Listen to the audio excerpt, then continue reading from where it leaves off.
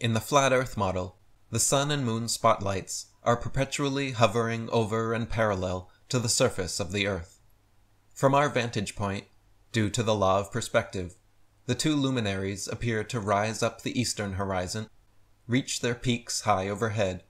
and then sink below the western horizon.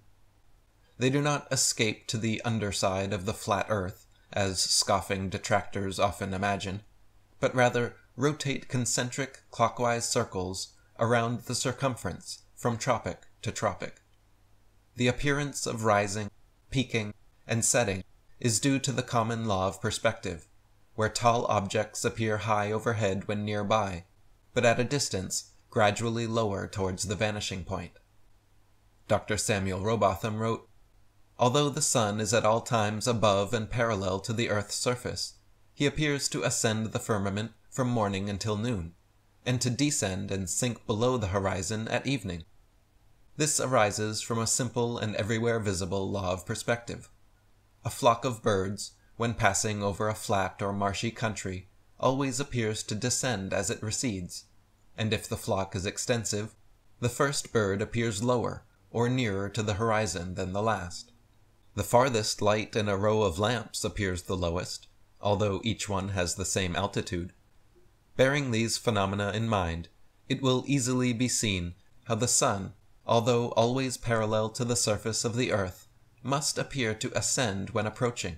and descend after leaving the meridian or noonday position.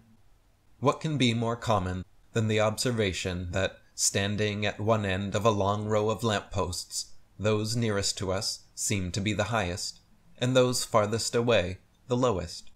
whilst, as we move along towards the opposite end of the series, those which we approach seem to get higher, and those we are leaving behind appear to gradually become lower. It is an ordinary effect of perspective for an object to appear lower and lower as the observer goes farther and farther away from it.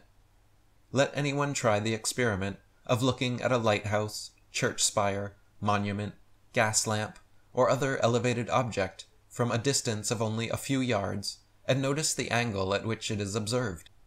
On going farther away, the angle under which it is seen will diminish, and the object will appear lower and lower as the distance of the observer increases, until, at a certain point, the line of sight to the object, and the apparently uprising surface of the Earth, upon or over which it stands, will converge to the angle which constitutes the vanishing point, or the horizon, beyond which it will be invisible. Globe defenders will often insist this explanation incorrect, and challenge flat earthers that if the sun has simply disappeared due to perspective, then a good zoom camera should be able to bring it back into full view after it is set, just like with ships disappearing beyond the horizon. In reality, zooming a ship back into view from a few miles away is much different than bringing the sun back from over 3,000 miles away. Furthermore, ships are usually traveling only a few miles per hour, while the sun travels over 1,000 miles per hour,